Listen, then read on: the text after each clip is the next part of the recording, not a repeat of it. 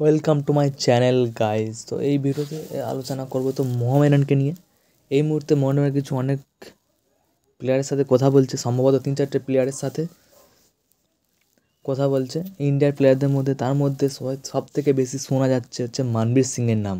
আর এই মানবীর কিন্তু মোহনবাগানের মানবীর নয়, জামশেদপুর এফসির মানবীর। বয়স 23।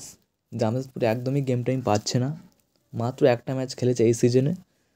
তো এরপর গুরপ্রীত সিংকে তারা কথা বলছে। চেন্নাই একদমই গেম টাইম পাচ্ছে না, ইয়ং প্লেয়ার, উইঙ্গার ও স্ট্রাইকার পজিশনে খেলতে পারে, বয়স মাত্র 21।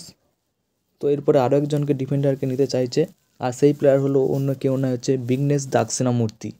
সেও কিন্তু চেন্নাইয়ে একদমই গেম টাইম পাচ্ছে না, বয়স 28, লেফট ব্যাক পজিশনে খেলতে পারে।